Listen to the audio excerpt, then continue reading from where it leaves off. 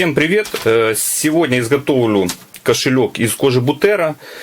Покажу, как она ведет себя в работе, и, возможно, часть вопросов по ее качеству, по ее каким-то характеристикам отсеется.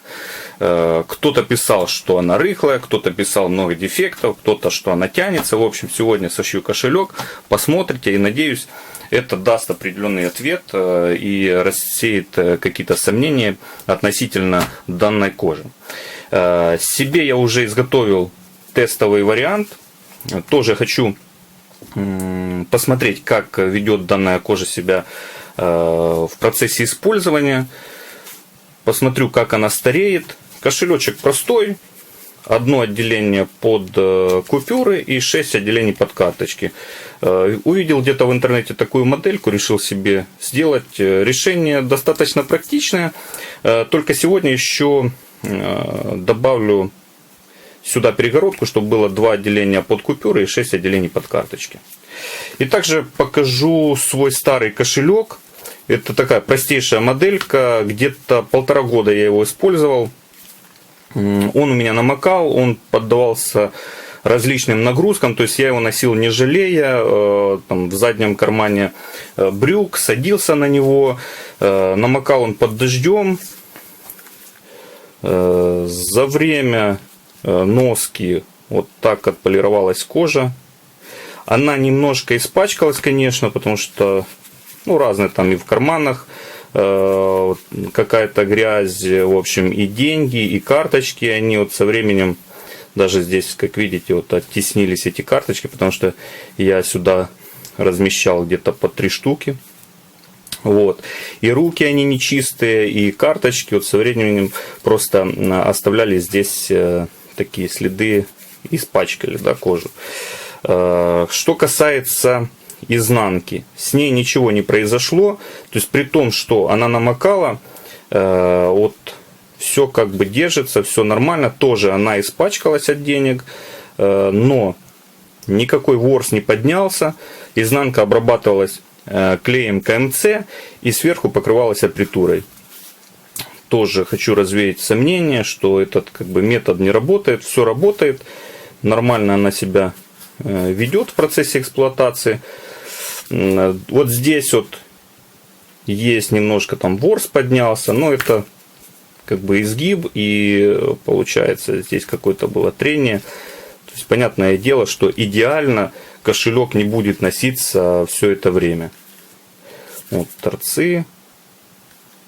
Тоже все испачкалось, но оно со временем так заполировалось. И в принципе кошелек пригоден и к дальшему использованию, но теперь хочу тестировать вот данную кожу, посмотреть, на что она способна.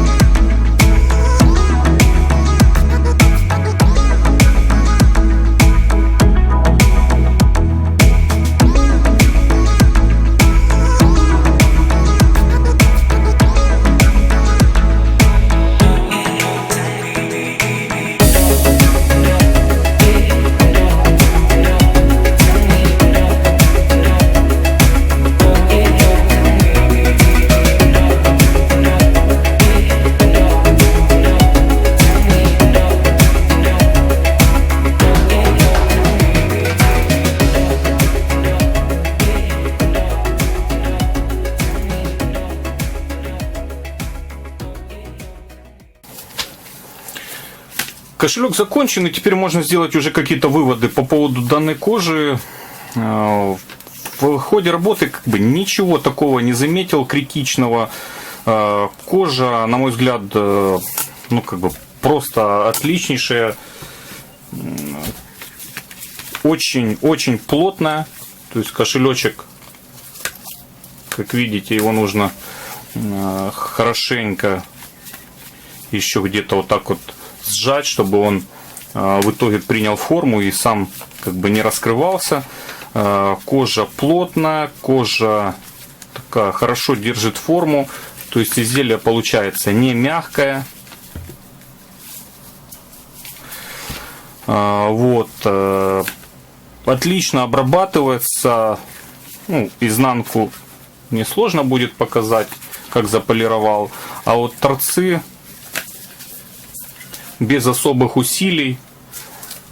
Сначала клей КМЦ даю высохнуть, потом наждачкой, по-моему, 400-ка, чуть-чуть еще подровнял, нанес снова КМЦ, еще раз заполировал, потом уже более мелкой наждачкой и сверху токанолы, только полировал не сразу, отдал немножко ему впитаться и потом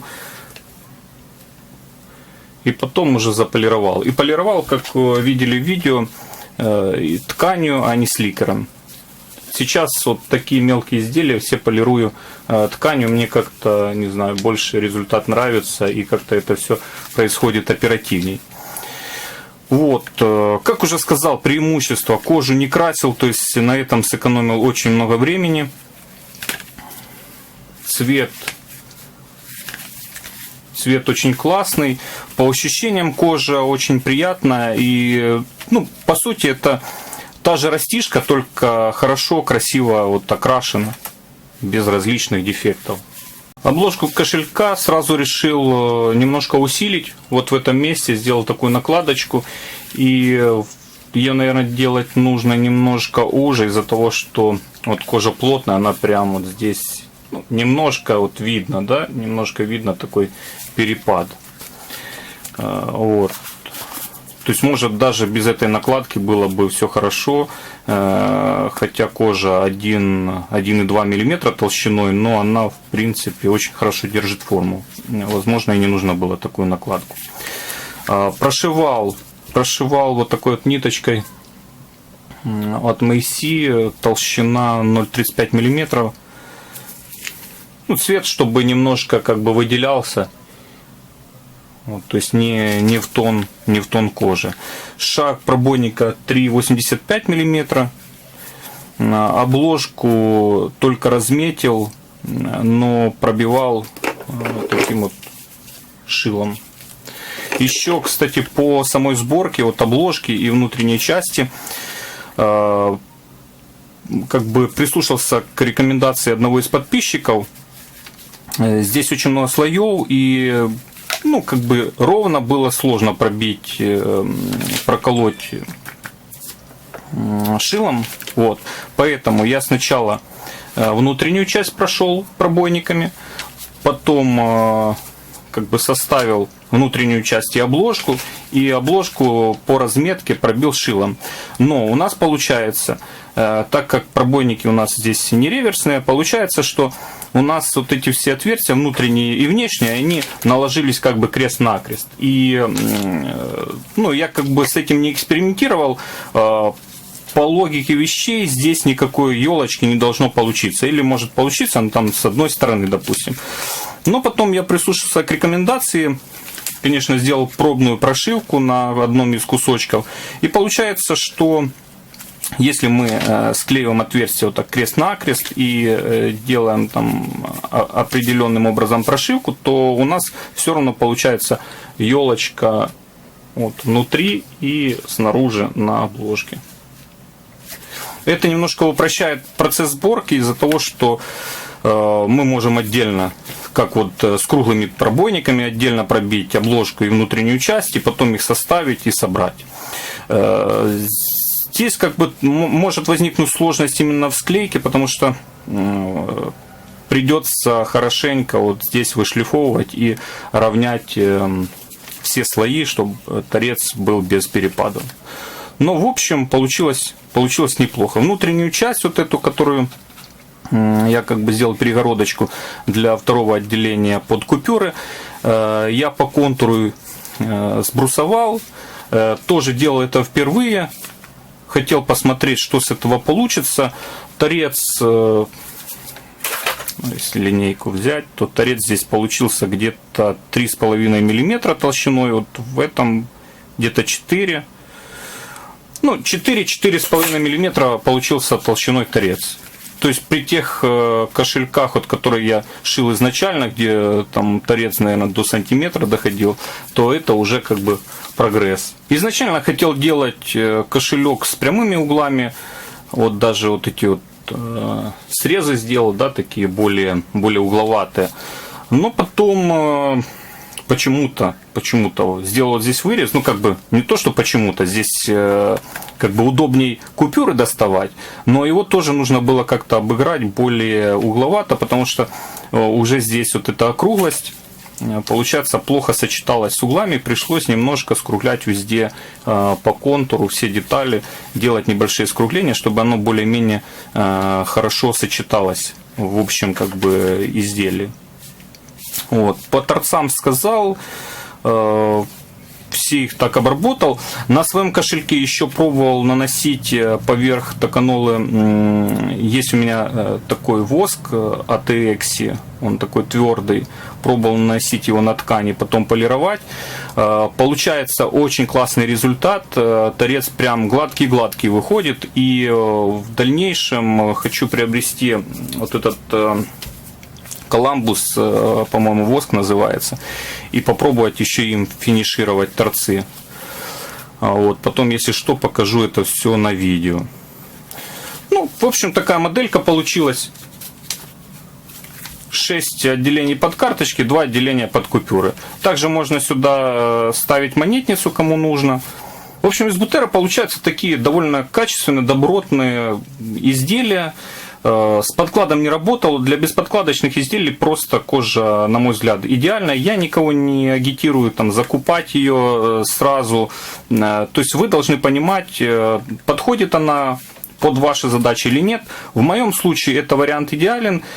В принципе, наверное, другой никакой и покупать не буду. То есть, возможно, дальнейшие видео буду записывать именно с бутера, если в принципе никто не предложит мне какие-то другие варианты, схожие на эту кожу. У кого остались вопросы, задавайте их в комментариях. Надеюсь, видео было полезным. Ставьте лайки, подписывайтесь и спасибо за просмотр.